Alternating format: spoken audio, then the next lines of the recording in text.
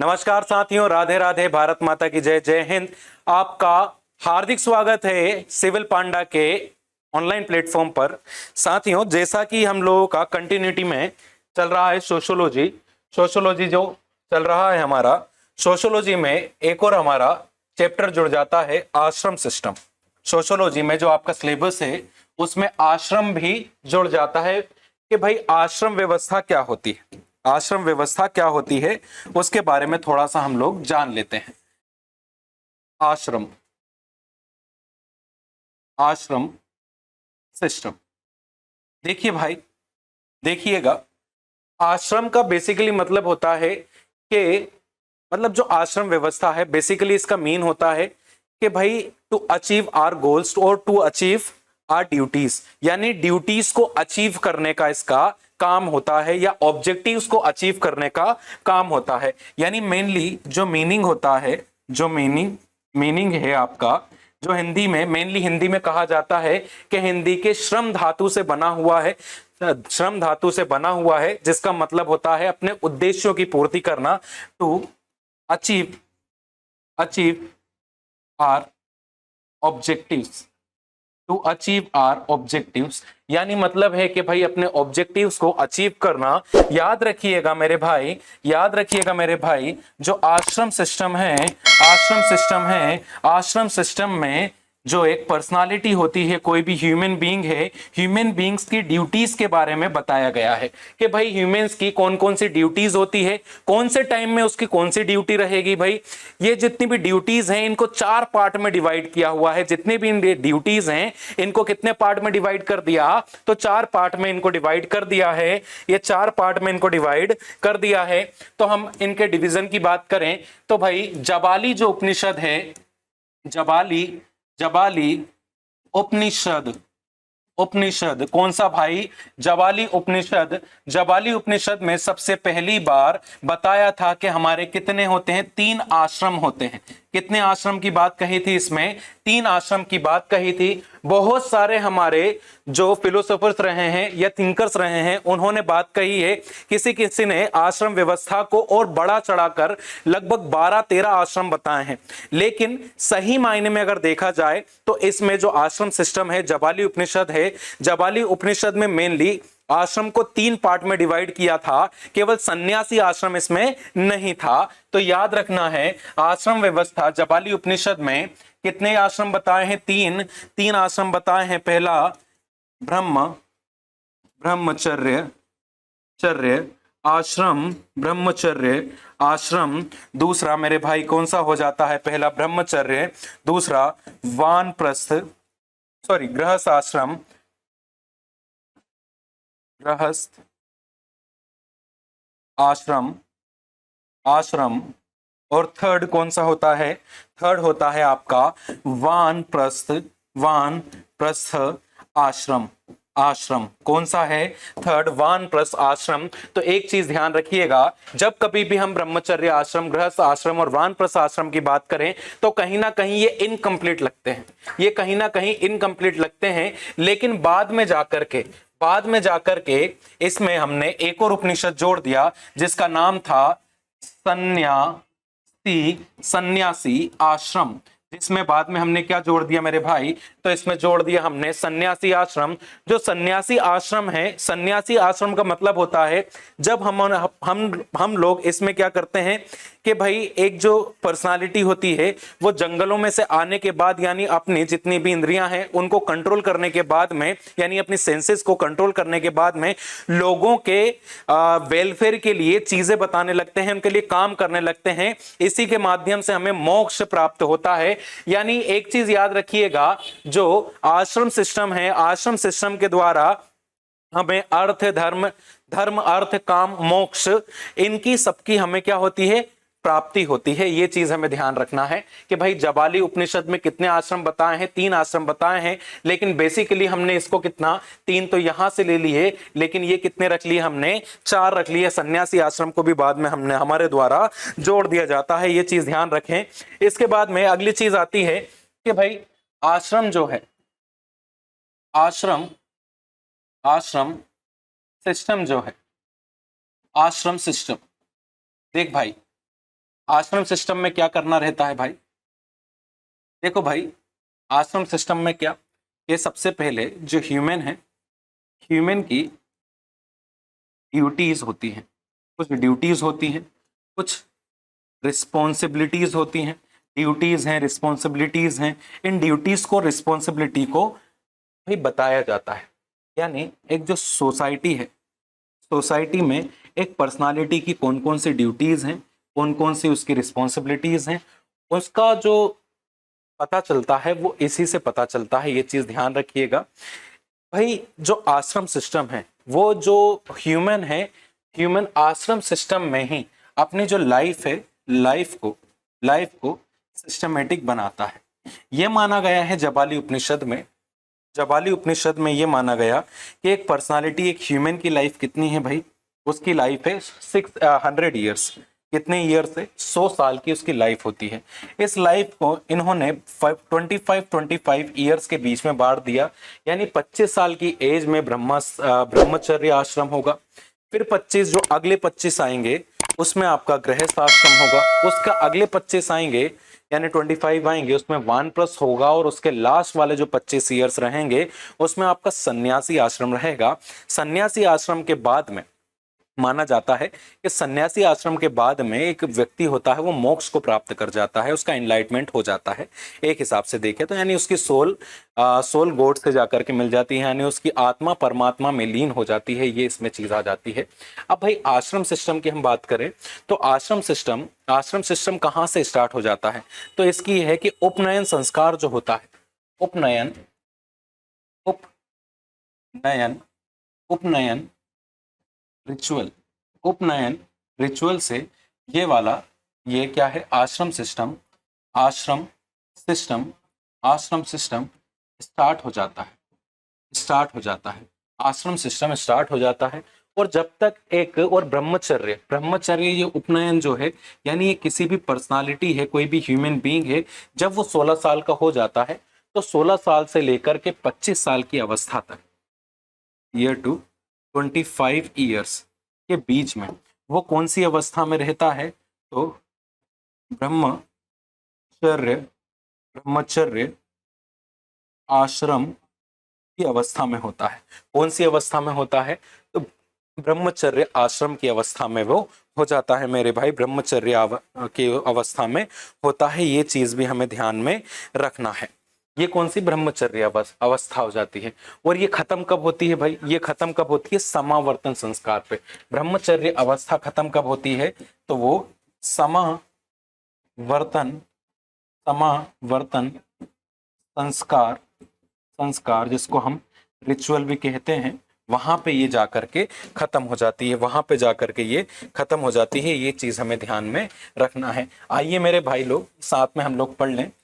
सबसे पहले आश्रम में मैंने क्या बताया कि भाई जो आश्रम है, वर्ण व्यवस्था के द्वारा भारत में संपूर्ण जो सामाजिक जीवन था उसको क्या किया गया, आश्रम व्यवस्था के द्वारा क्या किया गया कि जो जितनी भी पूरी की पूरी सोशल लाइफ है, उस सोशल लाइफ में, यानी ह्यूमन की एक सोशल लाइफ है, उस सोशल लाइफ में उसकी कौन कौन सी ड्यूटीज होंगी, उसकी कौन कौन सी रिस्पॉन्सिबिलिटीज होंगी, उन रिस्पॉन्सिबिलिटीज ड्यूटीज को बिल्कुल सिस्टमेटिक वे में हमने प्रस्तुत किया है।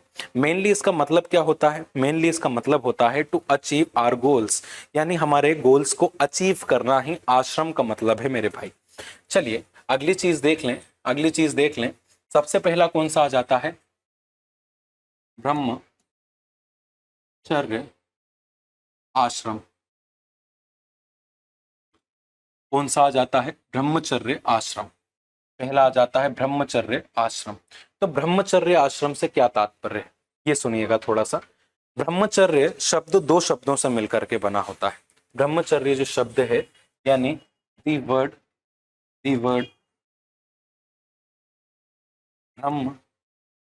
ब्रह्मचर्य are made up of two words, दो वर्डों से मिलकर बना है, टू शब्दों से मिलकर बना है, जिसमें पहला होता है ब्रह्म। पहला क्या होता है? ब्रह्म।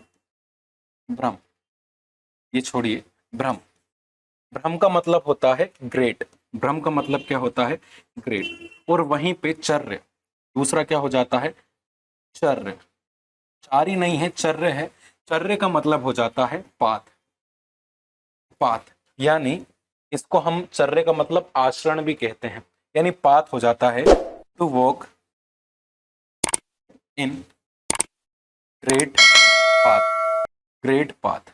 यानी ब्रह्मचर्य का सीधा सा मतलब क्या होता है, ब्रह्मचर्य का मतलब होता है सीधा सीधा जो महान रास्ता है, यानी महान पथ पर चलना, to walk in great path, great path पर चलना इसका मतलब हो जाता है भाइयों। यानी एक चीज याद रखिएगा, जो मेन एम होते हैं ब्रह्मचर्य के, जो मेन एम होते हैं ब्रह्मचर्य आश्रम के, मेन एम होते हैं वो क्या है भाई, मेन एम्स क्या है ब्रह्मचर्य आश्रम के। तो मेन ऑब्जेक्टिव्स या एम्स की जब भी हम बात करते हैं, मेन ऑब्जेक्टिव्स या एम्स की बात करते हैं, तो ब्रह्मचर्य के बताए जाते हैं to get study on this, on this ashram, ashram. यानी इसमें मेनली क्या होती है, स्टडी करनी पड़ती है। और स्टडी भी किसकी करनी पड़ती है, वेदा की स्टडी करनी होती है। इसमें दूसरी चीज क्या होती है, to provide, to provide service for, to provide service for preceptor, preceptor, preceptor को इसमें सर्विस प्रोवाइड की जाती है। अभी मैंने बताया आपको जो भिक्षा वगैरह होती है, भिक्षा वगैरह, भिक्षा वगैरह इसमें ली जाती है अपनी लाइफ को, अपनी लाइफ को। और दूसरी चीज इसमें ये रहता है कि अपनी जो अपनी लाइफ है उस लाइफ को अच्छे से क्या करते हैं भाई, चलाए जाते हैं, अच्छे से अपनी लाइफ को चलाने का काम करते हैं। और इसमें दूसरी चीज रहती है टू कंट्रोल सेक्सुअल डिजायर। इसमें किसको कंट्रोल किया जाता है, to control, to control sexual, sexual desires. यानी सेक्सुअल डिजायर्स को कंट्रोल किया जाता है मेरे भाई। इसमें मेन ऑब्जेक्टिव्स क्या है, इसमें भाई पढ़ाई लिखाई की जाती है। किसकी पढ़ाई लिखाई करवाई जाती है, जो मैंने आपको पहले भी बताया था, वेदा की। और इसमें टू प्रोवाइड सर्विस फॉर प्रेसेप्टर, यानी प्रेसेप्टर जो होते हैं, गुरु होते हैं, गुरु की इसमें सेवा करनी होती है, भिक्षा लेकर के अपनी लाइफ सस्टेन करनी होती है। उसके बाद यानी डोनेशन से, डोनेशंस के माध्यम से हमें क्या करने पड़ती है, अपनी लाइफ, ब्रह्मचर्य की लाइफ सस्टेन करनी पड़ती है, सस्टेन करनी होती है। तो इसमें क्या रहता है, अपने जो सेक्सुअल डिजायर है यानी यौनिक संयम है उसको बनाए रखना भी इस संस्कार का काम है। इसका जो मेनली ऑब्जेक्टिव है एक स्टूडेंट में इस संस्कार को फॉलो करवाने का, उसमें ये रहता है कि भाई कोई भी एक बच्चा है, मैं यहाँ पे लिख देता हूँ, कोई भी बच्चा है, वो बच्चा क्या करे भाई, वो बच्चा क्या करे, एक अनुशासन में रहे। एक बच्चा क्या रहे भाई, अनुशासन में रहे, प्योरिटी, नेते, मोरालिटी के पाथ पे चले, मोरालिटी के पाथ पे चलता रहे। मोरालिटी वाली चीजें इसमें सिखाई जाती है। मोरालिटी क्या है, मतलब एक नैतिक पाथ होती है, मोरल वे होता है जिसमें उसको चलना होता है। प्योरिटी, प्योरिटी का जब ये प्योरिटी, प्योरिटी कब आ जाती है, जब हम सेक्सुअल डिजायर्स को कंट्रोल करने लगते हैं, यानी हमारी सेंसेस पे कंट्रोल करना इसमें मेनली थोड़ा थोड़ा हमें सिखाया जाता है। इसके बाद इसमें इसमें हमारी ड्यूटीज, ड्यूटीज बताई जाती है कि भाई आपकी ड्यूटीज क्या क्या होंगी, यानी आपके कर्तव्य बताए जाते हैं।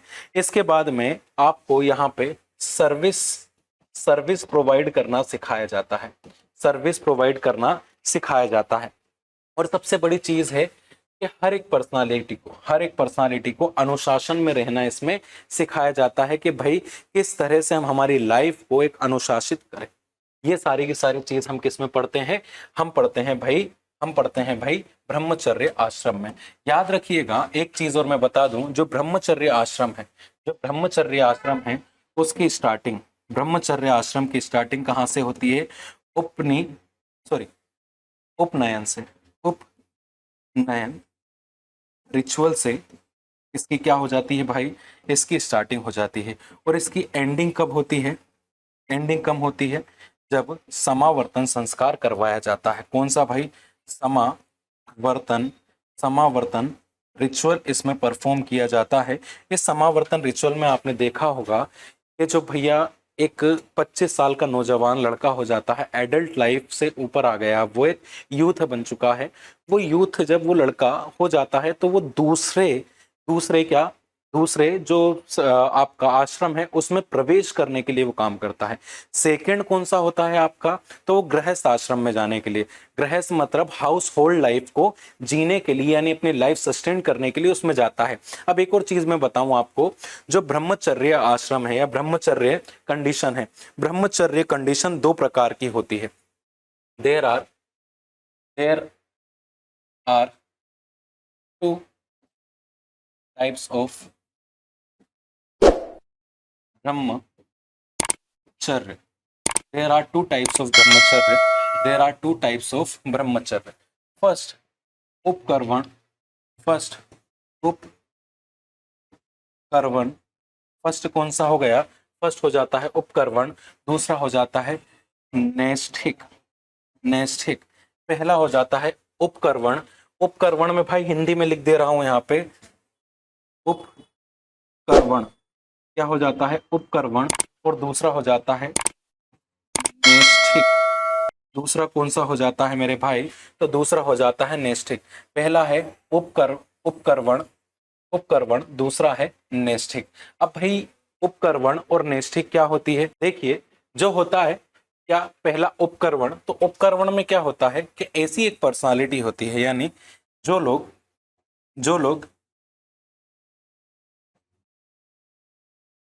ब्रह्मचर्य का पालन करते हैं और जब इन लोगों की एज 25 हो जाए, इनकी कितने साल की हो जाए, 25 की एज हो जाए, उसके बाद जो प्रेसेप्टर होता है, प्रेसेप्टर इनको 25 ईयर्स की एज में, 25 साल की एज में इनको भाई क्या करवाता है, बात करवाता है किसी रिवर में ले जा करके।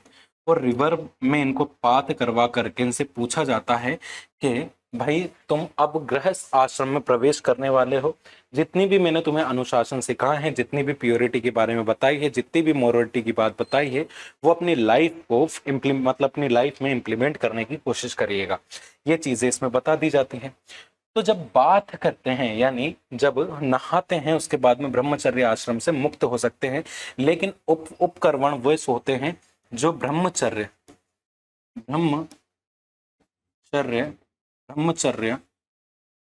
कंडीशन को छोड़ करके, ब्रह्मचर्य कंडीशन को छोड़ करके किस में चले जाते हैं भैया, किसमें, ब्रह्मचर्य कंडीशन को छोड़ करके किस में चले जाते हैं, गृहस्थ आश्रम में चले जाते हैं। गृहस्थ आश्रम में चले जाते हैं, यानी कन्वर्ट हो जाते हैं, बाद में उधर चले जाते हैं। लेकिन वहीं पे नैष्ठिक में क्या होता है, नैष्ठिक में ये होता है कि भाई जो ब्रह्मचर्य आश्रम में कोई भी व्यक्ति है, पर्सनालिटी है, वो कभी भी गृहस्थ आश्रम में नहीं जाता है मेरे भाई। वो गृहस्थ आश्रम में कभी नहीं जाता है। ये माना जाता है कि अपने लाइफ टाइम जो प्रेसेप्टर है उनको सर्विस प्रोवाइड करेगा। ये क्या करता है, लाइफ टाइम सर्विस प्रोवाइड करता है, लाइफ टाइम वेदा की स्टडी करता रहता है, स्टडी ऑफ वेदा करता रहता है। और ये लाइफ टाइम जो भी तब जो दूसरे बच्चे आएंगे उनको एजुकेशन प्रोवाइड करता है। और एजुकेशन किसकी प्रोवाइड करता है, वेदा की, यानी वेदों की एजुकेशन प्रोवाइड करने का काम करता है। ये ताहा उम्र, यानी इनको अंतेवासी भी कहा जाता है। जो नैष्ठिक होते हैं,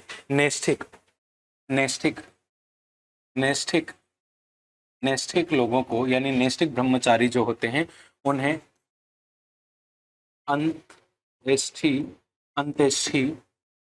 इज ऑल्सो कॉल्ड अंत्येष्टि भी इनको कह देते हैं मेरे भाई, अंत्येष्टि भी कह देते हैं। मनुस्मृति के अकॉर्डिंग टू मनुस्मृति नैष्ठिकों को अगर हम बात करें, अकॉर्डिंग टू मनुस्मृति, यानी मनुस्मृति के अकॉर्डिंग अगर बात की जाए, तो ये वाले जो नैष्ठिक जो व्यक्ति होते हैं, ये कहाँ जाते हैं, यानी इनकी डेथ के बाद में ये ब्रह्मलोक लोक में जाते हैं। कहाँ जाते हैं? ब्रह्म लोक में। ना ये हेवन में जाते हैं ना कहीं और जाते हैं, ये कहाँ जाते हैं? ब्रह्म लोक में जाते हैं। और याद रखिएगा ये किसके अनुसार है? मनुस्मृति की बात कहती है, ये मनुस्मृति बताती है। और वहीं पे अगर हम याज्ञवत्सल्य के अनुसार अगर बात करें, याज्ञवत्सल्य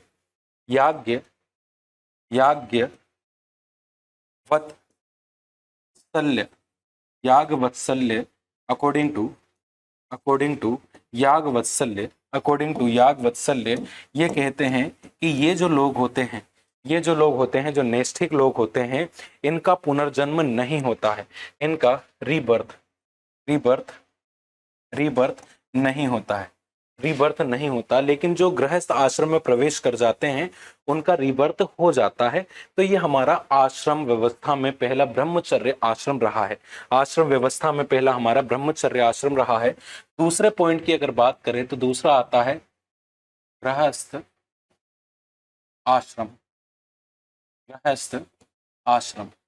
भाई ये सबसे इंपॉर्टेंट आश्रम होता है, क्योंकि जब पर्सनालिटी की, जब ह्यूमन की, याद रखना है क्या, जब एक ह्यूमन बीइंग की जो एज है वो एज कितनी हो जाए भाई? 25 प्लस हो जाए, लेकिन लेस देन 50 रहे, 50 साल से कम रहे, लेकिन कितनी? 25 साल से ज्यादा हो जाए, तो वो कहाँ पे प्रवेश कर जाता है? गृहस्थ आश्रम में वो प्रवेश कर जाता है। इस गृहस्थ आश्रम में जब प्रवेश करता है तो वो अर्थ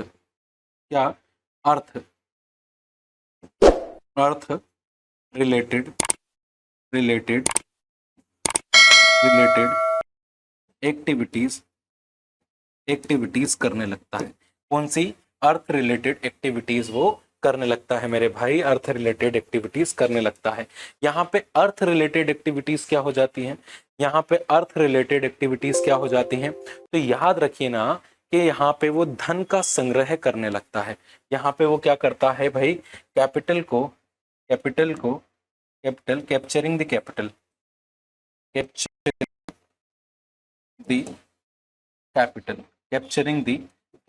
कैपिटल को कैप्चर करने लगता है। इस आश्रम में वो अपनी जो फैमिली होती है, फैमिली के लिए, अपनी सिर्फ फैमिली को अच्छे से सस्टेन करने के लिए अपनी लाइफ को जीता है। यानी केवल अपनी लाइफ किस लिए जीता है? ताकि अपनी फैमिली को अच्छे से सुचारू रूप से वो चला सके, इसलिए फैमिली को जीने का काम करने का काम करता है। इसमें सोशल रिस्पॉन्सिबिलिटीज लेना सीख जाता है। ये इसमें क्या मालूम पड़ जाता है? एक ह्यूमन को उसकी सोशल ड्यूटीज एंड रिस्पॉन्सिबिलिटीज का उसे पता चल जाता है। किसकी? एक ह्यूमन की सोशल रिस्पॉन्सिबिलिटीज और ड्यूटीज के बारे में उसे पता चल जाता है कि भाई आपकी ड्यूटीज यही होंगी। इसके बाद मैंने आपको वही बताया, धर्म कहाँ है? ब्रह्मचर्य में। जब हम वेदों की स्टडी करते हैं, अर्थ कहाँ पे हो जाता है? जब हम गृहस्थ आश्रम में हैं, ठीक है। यानी ये धर्म अर्थ को क्या करने लगता है भाई? उसको कैप्चर करने लगता है, उसके लिए ही जीता है। इसमें ये बताया जाता है गृहस्थ आश्रम में 3 टाइप के, गृहस्थ आश्रम में 3 टाइप्स के लोन होते हैं। इन गृहस्थ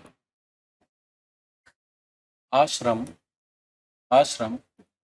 there are 3 types of loan. कितने टाइप के लोन होते हैं मेरे भाई? तो 3 प्रकार के लोन होते हैं गृहस्थ आश्रम में। गृहस्थ आश्रम में 3 टाइप के लोन बताए हैं। पहला होता है पितृ लोन, हिंदी में भी लिख लेता हूं, पितृ ऋण कहता है। भाई इस लोन को खत्म करने के लिए how to abolish this loan और how to end this loan, कैसे इस लोन को खत्म किया जाएगा, पितृ लोन को। तो एक तो होता है, जैसे हमने बताया, पितृ लोन को कैसे खत्म किया जा सकता है। तो याद रखिएगा हमारे धर्म के आधार पे अगर बात करें हम, according according to Veda, according to Veda, कोई भी ह्यूमन बीइंग है, ह्यूमन बीइंग है, ह्यूमन बीइंग को अगर ह्यूमन बीइंग को अगर लोन को फुलफिल करना है, यानी खत्म करना है लोन को, एबोलिश करना है, एंड करना है लोन को, तो उसे एक चीज करनी पड़ेगी, उसे संतान की उत्पत्ति करनी पड़ेगी। यानी एक बच्चा पैदा करना पड़ेगा, एक बच्चा क्या करना पड़ेगा, पैदा करना पड़ेगा। जब वो बच्चा पैदा कर देगा, यानी आपने देखा होगा जो गर्भाधान होता है, जब कोई भी पर्सनालिटी गर्भाधान कर देता है, यानी सेक्सुअल रिलेशन में आकर के वीमेन को प्रेग्नेंट कर देता है, शादी के बाद भाई, शादी के बाद कर देता है, तो जब मतलब वो जब कर देता है, तो जो उसके बाद फिर आपका जो जात कर्म होता है, फिर या हम बोलें कि मतलब जब बर्थ होता है बच्चे का, उस समय इस लोन से हम बिल्कुल फ्री हो जाते हैं, लोन फ्री हो जाते हैं। इस तरह से इसको लोन को उतार सकते हैं। दूसरा होता है देव ऋण, देव लोन, देव लोन, देव ऋण कहते हैं इसको भाई, देव ऋण, देव ऋण। क्योंकि देखिए संस्कार इंग्लिश में है नहीं, हिंदी में, सॉरी, ये सारी की सारी जो सोशोलॉजी है वो इंग्लिश में नहीं है, हिंदी में है। तो ऐसे में हमारी जो सोशोलॉजी है उसमें जो पॉइंट्स रखे हुए हैं वो पूरे हिंदी में दिए हुए हैं, तो उन्हीं के बेस पे हम समझ रहे हैं इनको। According to our religion, according to religion, देव ऋणी से आऋणी कैसे हो सकते हैं हम, देव ऋणी से आऋणी कैसे हो सकते हैं, या फिर हम हमारे लोन को कैसे एबोलिश कर सकते हैं, खत्म कर सकते हैं। यानी इस जो ये फिजिकल सोसाइटी है, या फिर ये पूरा का पूरा जो वर्ल्ड है, उस वर्ल्ड को किसी ना किसी भगवान ने बनाया है। और वर्ल्ड की जो वर्ल्ड में जितने भी ह्यूमन बींग्स हैं, उन ह्यूमन बींग्स की जो नेसेसिटीज होती हैं, जो नेसेसिटीज के साथ साथ जो उनकी हर एक चीज होती है, यानी नीड्स होती हैं, उनको फिलफिल कौन करता है, तो जो नेचर है, नेचर है, नेचर ही, नेचर जो है वो ह्यूमन बींग्स की, ह्यूमन बींग्स की, ह्यूमन बींग्स की नेसेसिटी, नेसेसिटी और नीड्स को क्या करता है भाई, फुलफिल, फुलफिल करता है, फुलफिल करता है। और जब इन्हीं बेसिक नीड्स को फुलफिल करता है, वो इन्हीं बेसिक नेसेसिटीज को, नीड्स को फुलफिल करता है, तो वो भाई देव ऋणी से अऋणी हो सकता है। इसमें क्या रहता है कि भाई प्रकृति के जितने भी जो हमारी जो नेचर है, नेचर के जितने भी हमारे पास रिसोर्सेस हैं, उन रिसोर्सेस का जब हम सही से यूज करते हैं, जब हम नेचर रिसोर्सेज ऑफ रिसोर्सेज, जितने भी रिसोर्सेज हैं, इन रिसोर्सेज का सही से हम यूज करने लगते हैं, तब हम क्या हो जाते हैं, अऋणी हो जाते हैं। और इन रिसोर्सेज को हम इतना यूज करें कि हम नेसेसिटीज को फुलफिल कर सकते हैं, हम हमारी बेसिक नेसेसिटीज को फुलफिल कर सकते हैं, फुलफिल कर सकते हैं। और साथ में क्या हो सकता है भाई, जब हम अपनी बेसिक नेसेसिटीज को फुलफिल करें, और साथ में ये भी धारणा बना के रखें कि आने वाली जो आगे की जनरेशन है, उस जनरेशन के लिए भी वो रिसोर्सेज को बचा के रखें। अगर ये हमारी धारणाएं होती हैं और हम इतना ही यूज करते हैं, तो हम देव ऋण से अऋणी हो सकते हैं, हम देव ऋण से अऋणी हो सकते हैं। इसके बाद आता है पितृ ऋण, इसके सॉरी पितृ ऋण हो गया, इसके बाद आता है ऋषि ऋण। कौन सा आता है भाई, ऋषि, ऋषि ऋण, ऋषि ऋण, ऋषि लोन, ऋषि लोन। ठीक है भाई, ऋषि लोन क्या हो जाता है भैया, तो ये होता है कि जो जो हमारे प्रेसेप्टर हैं, प्रेसेप्टर हैं, प्रेसेप्टर ने हमें वैदिक एजुकेशन दी, वैदिक एजुकेशन प्रोवाइड की है, वैदिक एजुकेशन प्रोवाइड की है। हमें लाइफ टाइम, हमें लाइफ टाइम जब हम वेदा को स्टडी करते हैं, जब हम लाइफ टाइम वेद को स्टडी करते हैं, जब हम लाइफ टाइम किसको स्टडी करते हैं, वेद को स्टडी करते हैं, तो हम ऋषि लोन से अनलोन हो जाते हैं, यानी हमारा लोन उतर जाता है जब हम निरंतर तरीके से वेदों की स्टडी करते हैं तब। अब भाई गृहस्थ आश्रम के 5 महायज्ञ भी बताए हैं, गृहस्थ आश्रम के कितने, 5 महायज्ञ भी होते हैं। गृहस्थ गृहस्थ आश्रम, आश्रम हैव 5 महायज्ञ, कितने महायज्ञ हैं? 5 महायज्ञास are in there in grihastha ashram, 5 ashrams are in there in grihastha ashram. ये चीज हमें याद रखनी है, पॉइंट टू बी नोटेड। ठीक है, तो भाई पहला कौन सा होता है? पहला कौन सा होता है? देव आश्रम। First of all we have to talk about देव आश्रम। देव आश्रम, देव आश्रम क्या होता है भाई? देव आश्रम जब देवताओं के प्रति हम रिस्पेक्ट प्रोवाइड करते हैं, यानी जो देवता है, क्या रहता है, एक चीज याद रखिए, हम रिस्पेक्ट दिखाएं किसको? गॉड को। और हम जो ह्यूमन बींग्स हैं, उन्होंने किसको गॉड माना है? तो उन्होंने माना है भगवान नेचर को। जब हम नेचर को जब हमें थैंक्स कहना है, जब हमें नेचर को थैंक्स कहना है, तो हमें क्या करवाना होगा भाई? हमें क्या करवाना होगा? एक यज्ञ, यज्ञ का आयोजन करवाना होगा।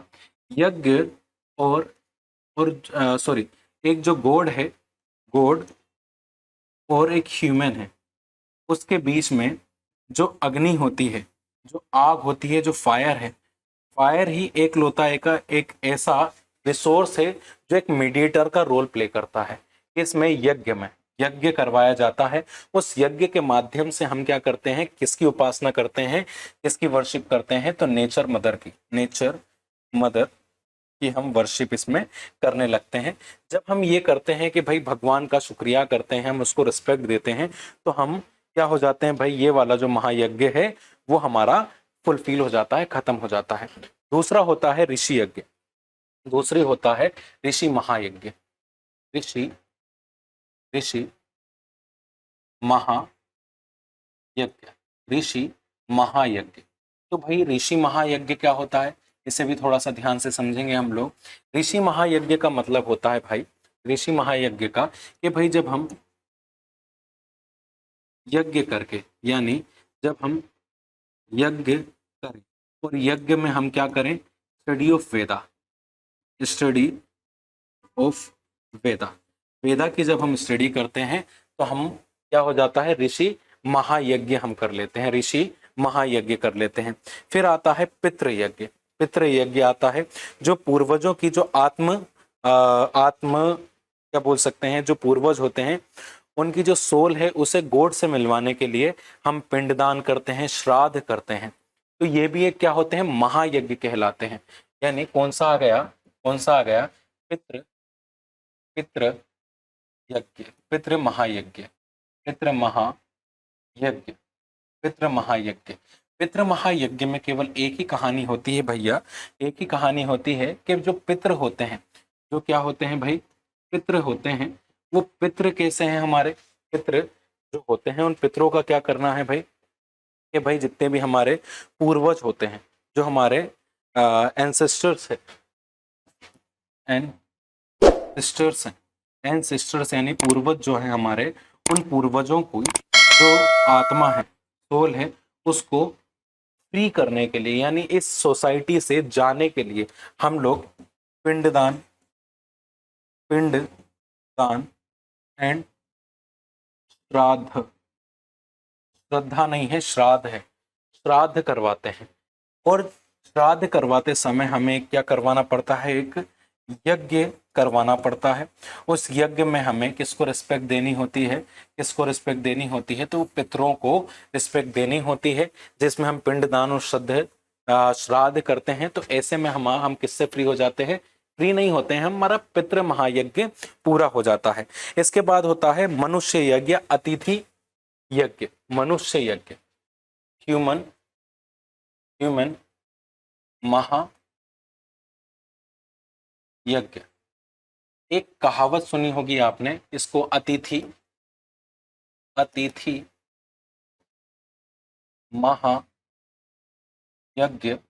महायज्ञ भी कहते हैं, अतिथि महायज्ञ भी कहते हैं।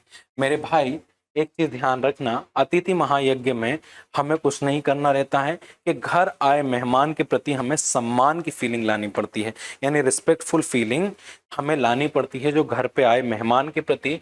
और एक हमारा एक कथन होता है, एक मंत्र है, एक मंत्र है, मंत्र एक क्या है हमारे पास में, मंत्र है, मंत्र है अतिथि, अतिथि देवो भव, अतिथि देवो भव। अतिथि देवो भव का मतलब है जो हमारे अतिथि होते हैं, जो हमारे मेहमान होते हैं, व्रजमान होते हैं, इनकी हमेशा हमें क्या करनी पड़ती है, सेवा करनी होती है। इनको हम सेवा अच्छे से दें, इनका रिस्पेक्ट करें। हमारी यही ड्यूटीज बनती है कि घर आए मेहमान को हम अच्छे से सम्मान प्रकट करें, फीलिंग्स अच्छी होनी चाहिए। जब हम ये काम करते हैं तो हमारा ह्यूमन महायज्ञ या अतिथि महायज्ञ भी खत्म हो जाता है। जो आखिरी महायज्ञ बचता है हमारा, आखिरी बचता है, उसे बोलते हैं भूत यज्ञ। उसे क्या बोलते हैं, घोष्ठ महायज्ञ। घोष्ठ, घोष्ठ या हम भूत ही लिखेंगे, भूत महायज्ञ, भूत महायज्ञ। अब भाई भूत महायज्ञ क्या है, इसको थोड़ा सा समझ लेते हैं भाई। भूत महायज्ञ का मतलब होता है, भूत या महायज्ञ का मतलब होता है कि ऐसा ऐसा महायज्ञ करवाना, एक ऐसा महायज्ञ करवाना जिसमें, एक ऐसा महायज्ञ करवाना यानी बहुत सारी जो ह्यूमंस होते हैं, ह्यूमंस को बहुत सारी नेगेटिव नेगेटिव पावर्स जो होती हैं, जिसको हम सुपर नेचुरल पावर्स भी बोलते हैं, super natural, super natural powers भी जिनको हम कहते हैं, जो कि साइंस भी मानता है कि हाँ साइंस सुपर नेचुरल पावर्स होती हैं। जो हमारी नेगेटिव जो नेगेटिव पावर्स हैं या सुपर नेचुरल पावर्स हैं, इनको हमें दूर करने के लिए, इनसे बचने के लिए, इनसे बचने के लिए यज्ञ करवाया जाता है, यज्ञ करवाया जाता है। जिस यज्ञ में जो भोजन बनता है, जो फूड होता है, उस भोजन को हमें, जो बर्ड्स होते हैं, बर्ड्स होते हैं, उन्हें खिलाना चाहिए। जो खाना बनता है यज्ञ में, यज्ञ के माध्यम से जो भी खाना बन रहा है, उस खाने को हमें किसको खिला देना चाहिए, बर्ड्स को खिला देना चाहिए। इसी तरह हमारा घोष्ठ महायज्ञ भी पूरा हो जाता है। इस समय हमारा घोष्ठ महायज्ञ भी पूरा हो जाता है। ये चीज हमें ध्यान में रखना है। अब याद रखिएगा हम लोगों ने क्या क्या देख लिया, हम लोगों ने क्या क्या देख लिया भाई, क्या क्या देख लिया है, उसकी बात हम जरा कर लें, उसकी बात हम जरा कर लें। देखिए, अगर सबसे पहली बात करें तो जवाली उपनिषद में सबसे पहली बार आश्रम व्यवस्था के बारे में बताया, जिसमें 3 आश्रम है, ब्रह्मचर्य, गृहस्थ और वानप्रस्थ। लेकिन सन्यासी बाद में जोड़ दिया गया। एक ह्यूमन लाइफ के जो 100 ईयर्स होते हैं, उसमें अलग अलग प्रकार से उनकी ड्यूटीज, उनकी रिस्पॉन्सिबिलिटीज इन आश्रम्स के द्वारा बताई जाती है। जो एक ह्यूमन है, एक ह्यूमन की लाइफ जो होती है वो सिस्टमेटिक किसके माध्यम से होती है, ह्यूमन लाइफ, लाइफ सिस्टमेटिक होती है किसके द्वारा भाई, किसके द्वारा, तो वो होती है आश्रम, आश्रम व्यवस्था के द्वारा ही ये सब चीजें होती हैं। तो याद रखिएगा, आश्रम व्यवस्था में सबसे पहला आता है ब्रह्मचर्य आश्रम, जो 2 शब्दों से मिलकर के बना है, 2 वर्ड से मिलकर के। ब्रह्मचर्य यानी ग्रेट, और चर्य का मतलब है पाथ। ब्रह्म यानी to walk in great path, महान मार्गों पर चलना। इसके मेन ऑब्जेक्टिव्स होते हैं कि भाई अनुशासन में रहना। अनुशासन को जैसे हम बोल सकते हैं कि भाई एक इसमें डिसिप्लिन में रहने का भी इसमें एक और चीज बताई है, डिसिप्लिन में रहना, अनुशासन में रहना, मोरालिटी पाथ पे चलना, प्योरिटी रहना। उसके बाद ड्यूटी, सर्विस प्रोवाइड करना, इसको गुरु को सर्विस प्रोवाइड करना। इसकी स्टार्टिंग कहाँ से होती है, उपनिषद रिचुअल से होती है, और एंडिंग समावर्तन, जब हमारी एज 25 ईयर्स हो जाती है, to get study of ashram, to study Veda in our ashram, in brahmacharya ashram. इसके बाद में to control sexual desires, to control, to provide service for preceptor. उसके बाद में ये हो जाता है कि भाई डोनेशन के माध्यम से हमारी लाइफ को सस्टेन करते हैं इसमें। फिर देर आर 2 टाइप्स ऑफ ब्रह्मचर्य। पहला होता है उपकरण। उपकरण में ये रहता है कि भाई ब्रह्मचर्य को खत्म करके गृहस्थ आश्रम में जब हम एंट्री करते हैं तो उस एंट्री को ही हम क्या कह देते हैं, उपकरण कहते हैं। और नैष्ठिक मतलब होता है कि लाइफ टाइम गुरु की प्रेसेप्टर, यानी ब्रह्मचर्य आश्रम गृहस्थ आश्रम में नहीं जाता। ब्रह्मचर्य आश्रम से जो व्यक्ति गृहस्थ आश्रम में नहीं जाता तो वो नैष्ठिक कहला जाता है। वो जीवन भर यानी लाइफ टाइम सर्विस और सर्विस प्रोवाइड करता रहता है। उसके बाद लाइफ टाइम वेदों की एजुकेशन ले सकता है।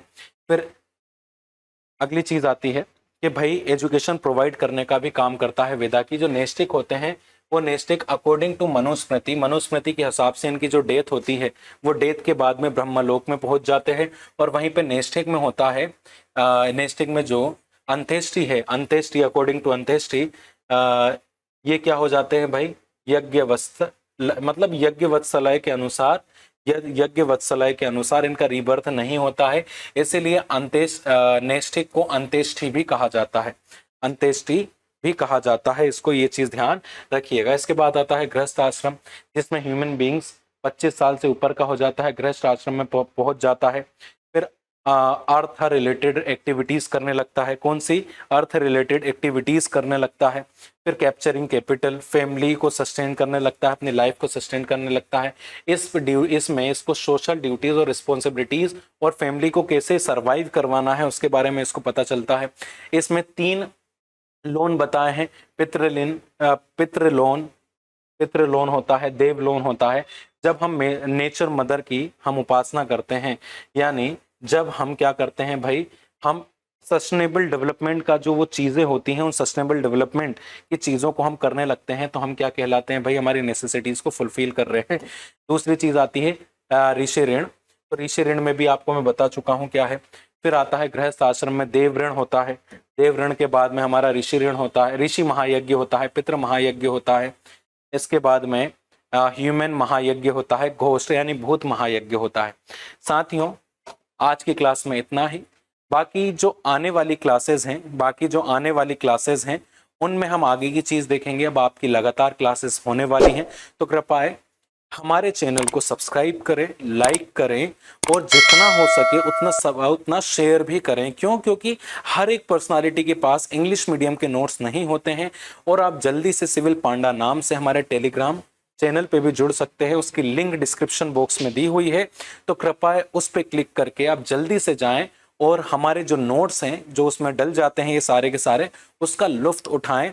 और आपको यहाँ पे साइंस जो पढ़ाई जा रही है वो बहुत शानदार टीचर हैं अंकित भिंजवा सर, आपको एथिक्स के बारे में बताते हैं संदीप सर, आपका डेली करंट अफेयर चलता है जो शिवानी मैम बताती हैं, और आपको पवेड की क्लासेस भी यहाँ पे प्रोवाइड करवाई जा रही हैं। इसीलिए आप लोग इस चैनल को लाइक करें, सब्सक्राइब करें, देखते रहिए। आज के लिए इतना ही। राम राम भाई जी।